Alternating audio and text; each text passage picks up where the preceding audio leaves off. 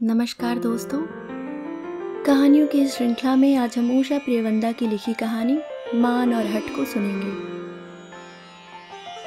दोस्तों, उषा जी की समस्त कहानियां मध्यवर्गीय जीवन के सुख दुख, आशा निराशा एवं जीवन संघर्ष पर आधारित हैं। स्त्रियों की दशा को लेकर नई और पुरानी पीढ़ी के टकराव का भी चित्रण किया है। दोस्तों, मान और हट कहानी की नायिका एक स्वाभिमानी स्त्री है। वह अपने स्वाभिमान के आगे झुकती नहीं है और न ही समझौता करना पसंद करती है। अमृता का अपनी चाहत के हिसाब से पति न मिल पाने के कारण दुखी होना तो स्वाभाविक था, लेकिन पति द्वारा उसका अपमान किए जाने पर वह चुप नहीं रहती है। जब पति मुकुल कहता है कि मैं तुम्हारी जैसी हजारों खरीद सकता हूँ, तुम्हें अगर अपने रूप का घमंड है तो मैं भी तुम्हें दिखा दूंगा, सिसक कर डूबे स्वर में अमृता ने कहा था।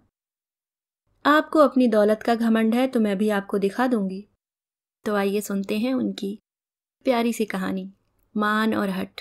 उम्मीद करती हूँ आपको कहानी पसंद आएगी। जब बारात देखकर अमृता की सखियां अंदर आईं तो वे बहुत शांत थीं। अमृता ने उत्सुक आंखों से उन्हें देखा, पर किसी ने उसके भावी पति के बारे में कुछ नहीं कहा। आशंका से अमृता का हृदय धड़क उठा, पर वह कुछ नहीं बोली, सिर झुकाए बैठी रही। अन्य स्त्रियां भी बारात देखकर अंदर आ रही थीं। एक ने लंबी आह भरकर कहा, अपना अपना भाग्य है, कैसी चांद सी बेटी है और कैसा वर। उसकी नजर जब सिमटी सुकड़ी अमृता पर पड़ी तो वह अचकचाकर चुप हो गई। अमृता अपनी गोरी कलाई में पड़े चमकते गहनों और गुड़ियों को देख रही थी। अनायास ही आंखें भर आईं और आंसू चू पड़े। सुषमा ने कहा, यह क्या पगली, रोती क्यों है? सभी कुछ तो मिला है तुझे। जरा सी देर को जब अन्य सखियां हट गईं तो अधीर हो अमृता ने भरे कंठ से पूछा, सुषमा सच बता।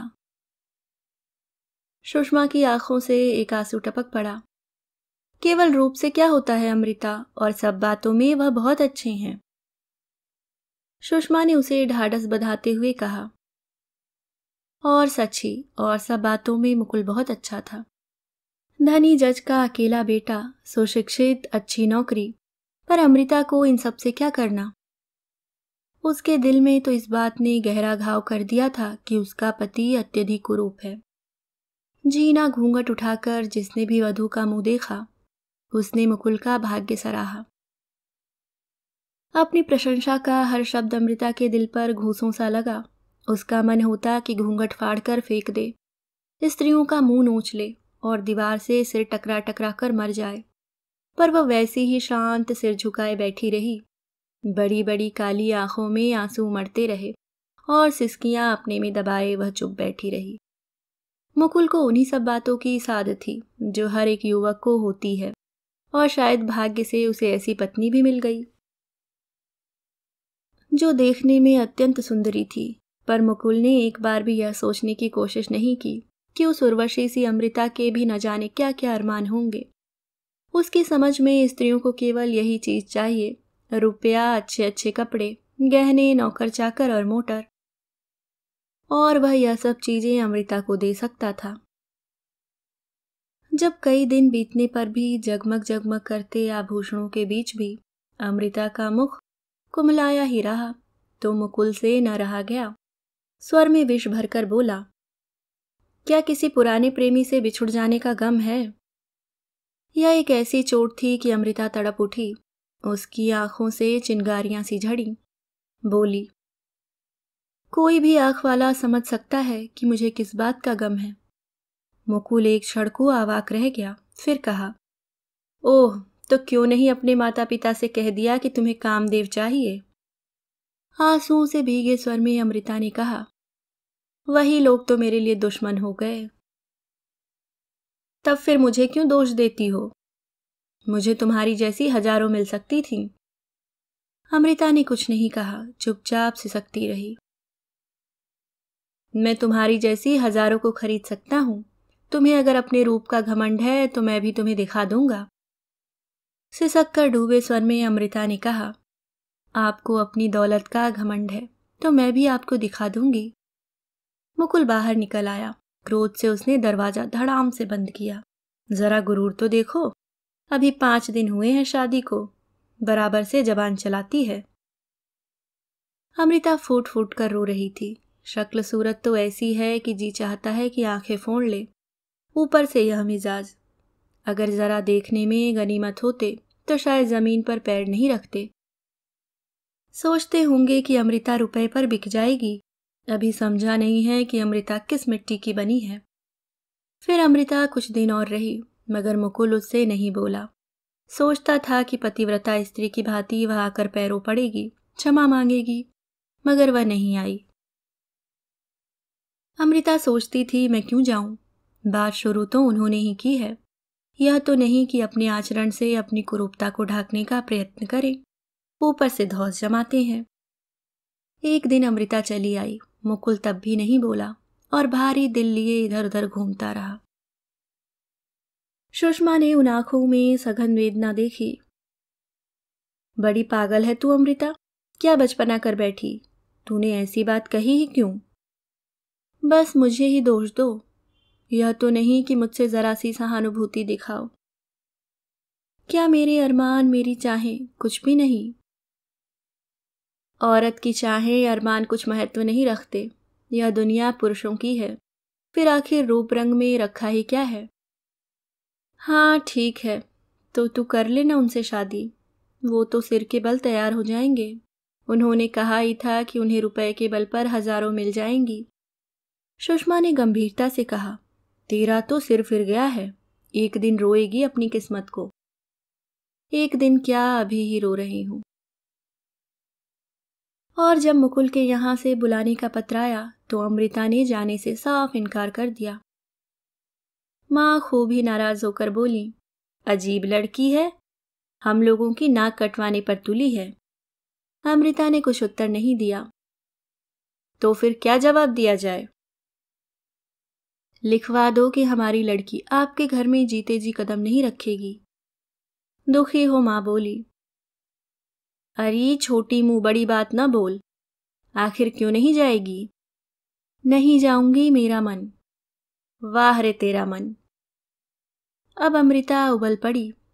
देखो माँ, एक तो तुम सबने मेरी जिंदगी तबाह कर दी, ऊपर से। माँ की आंखें भर आईं। हम लोगों ने तो तेरा भला ही चाहा था, शक्ल सूरत से क्या होता है, इज्जत तो रुपए की होती है। तो इसका मतलब है कि चाहे जिससे भी शादी कर दो, मेरे भी हाथ पैर हैं, कमा खा लूंगी, उनका रुपया मुझे नहीं चाहिए। माँ ने सिर पर हाथ मारकर कहा, हाय रे भगवान, यह दिन दिखाने से पहले उठा क्यों न लिया, पान फूल की तरह तुझे पाला पोसा। अमृता झुलसा पड़ी। देखो माँ, मुझे तंग न करो, मैंने कह दिया कि मुझे नहीं जाना है। मुकुल ने एक और मुंह में दिया ही था कि बहन ने कहा, सुना भैया, भाभी नहीं आएंगी। क्या? चौंक कर मुकुल ने पूछा। हाँ, उनके यहाँ से खत आया है, लिखा है कि वह बीमार हैं। मुकुल का दिल न जाने कैसा कैसा सा हुआ। अमृता बीमार है? वह बिना खाए ही उठ आया।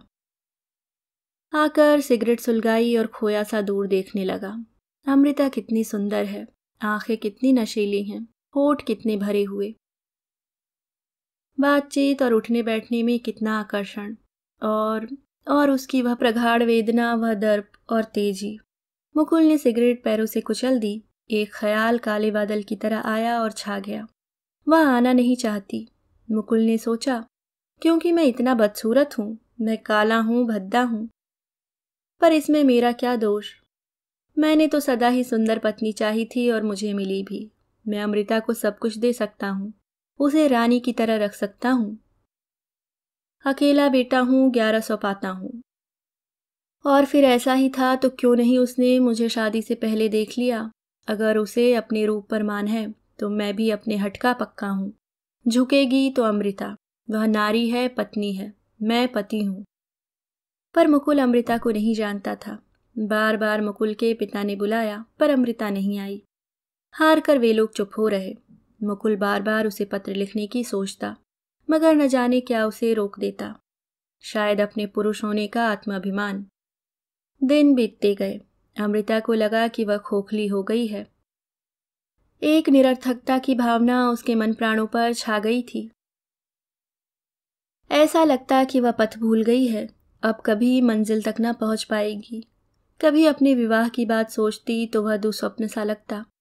वह सोचती कि काश यह सपना टूट जाए और वह अपने को वही बेफिक्र अमृता पाए। अमृता जिसे अपने समान ही सुंदर पति पाने का अरमान था, पर क्योंकि वह सपना नहीं था इसलिए नहीं टूटा। वह सत्य था, कटु और कठोर सत्य। अगर कोई सखी नेत्रों में उत्सुकता और स्वर में विदर्भ भरकर पूछती, अरे अमृता, ससुराल कब जाओगी, तो वह स्वर को यथासाध्य सहज बनाकर कहती, पहले पढ़ाई तो खत्म कर लूं।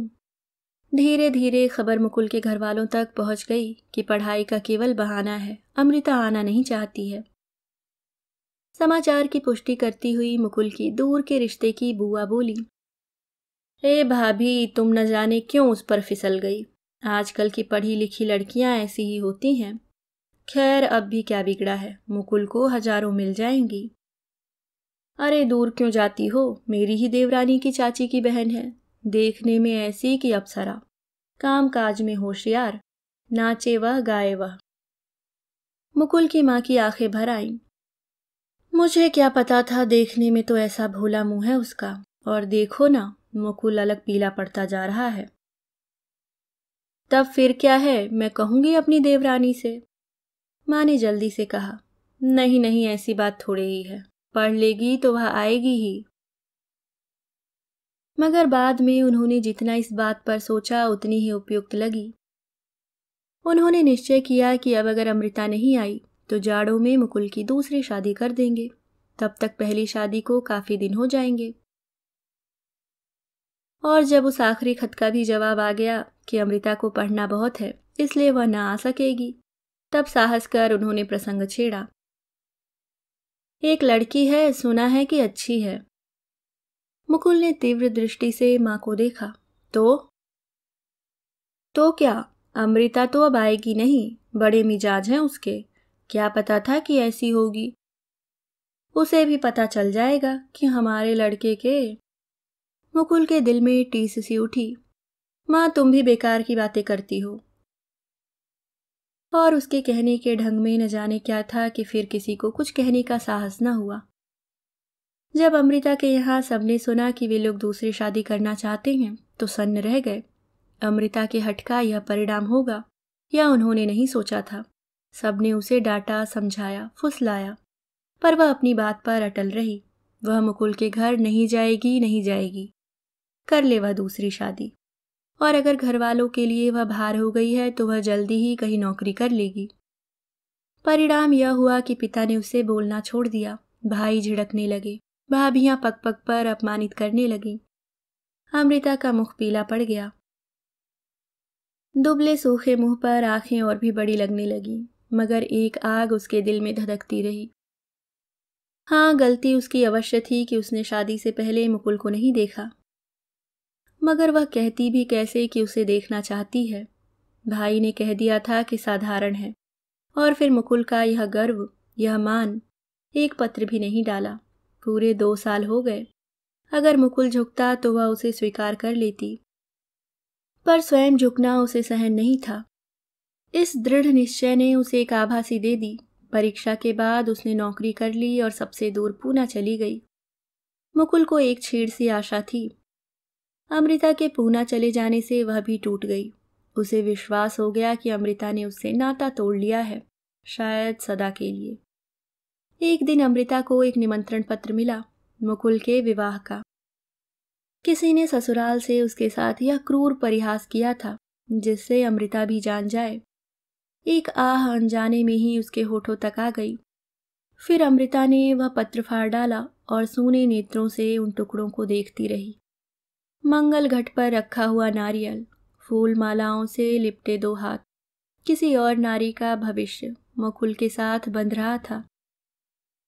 एक दिन जब पड़ोस के बच्चों का शोर असहाय हो गया तो अमृता ने मुंह हाथों में छिपा लिया।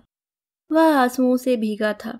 वह रोज देखती कि उस घर की पत्नी प्रसन्न मुख से पति के साथ उसे बाहर तक पहुंचाने जाती है, फिर बच्चों का मुख चूमकर स्कूल भेजती है और 2 बच्चों के मधुर कलरव से घर गूंजता रहता है। अगर कभी अमृता से मिलने आती है तो नन्हा शिशु उसके कमरे में तूफान मचा देता है। मेज पोश खींचकर फेंक देता है, स्याही की दवात लुढ़का देता है, फूलदान में से फूल निकालकर सारे कमरे में बिखरा देता है और माँ के डांटने पर शरारत से हंस देता है। अमृता को यह सब बहुत भला लगता, पर साथ ही एक अव्यक्त विषाद से दिल भारी हो उठता। यह सूनापन, यह अकेली जिंदगी। मुकुल के पत्नी है, बच्चे भी होंगे ही। 8 साल हो गए, पूरे 8 साल। मुकुल पुरुष है, वह अपनी दुनिया बार बार बसा सकता है, पर अमृता। जाड़े की सूनी लंबी शाम अमृता चुपचाप अंगीठी में दहकते कोयले देख रही थी। एक दिन उसके दिल में भी ऐसी ही आग धधक रही थी, मगर अब वह आग बुझ चुकी थी। बची थी गरम राख। दर्द में उतनी तेजी नहीं थी, मगर अब वह रोम रोम में भिद गया था, नस नस में बस गया था। अमृता ने बाहर नजर डाली। अंधेरे में एक छाया सी थी, निर्जन सड़क पर एक व्यक्ति भूला भटका सा। शायद यह भी मेरी ही तरह लक्ष्यहीन है, शायद इसके भी कोई घर नहीं है जहां यह शाम को जा सके। उस अनजान अपरिचित व्यक्ति के लिए संवेदना से उसका हृदय भर उठा। किसी ने द्वार पर थपकी दी। अमृता ने द्वार खोल दिया और विस्मय से पीछे हट गई। आगंतुक बिजली के नीचे आया। आप? वह जैसे चीख पड़ी। हाँ, मैं ही हूँ, व्यथा से बोझिल स्वर में मुकुल बोला, और उसने एक नन्हे से शिशु को सावधानी से आराम कुर्सी पर लिटा दिया, जिसे वह अपने ओवरकोट से ढके था। अमृता अवाक। अमृता, मेरी पत्नी मर चुकी है। उसके मरने से मेरे लिए कुछ अंतर नहीं। मैं उसके जीते जी उतना ही अकेला था जितना कि तुम्हारे जाने के बाद से था। मैं जानता हूं कि तुम मुझे स्वीकार नहीं करोगी, मगर न जाने क्या मुझे यहां तक खींच लाया। एक हल्की सी आशा। अमृता एकटक उसे देख रही थी। 8 सालों में वह बहुत बदल गया था। बरसों का बीमार सा, टूटा टूटा, खोया खोया, उदास और बेहद अकेला। उसके दर्द ने उसे एक स्निग्ध अलौकिक आकर्षण दे दिया था, जिसे केवल अमृता की ही आंखें देख सकी। शिशु रोया और अमृता ने झपटकर उसे उठा लिया, कंधे से लगाया और धीरे धीरे थपकने लगी। दिल में न जाने कैसा सा लगा कि आंखों से आंसू चू पड़े।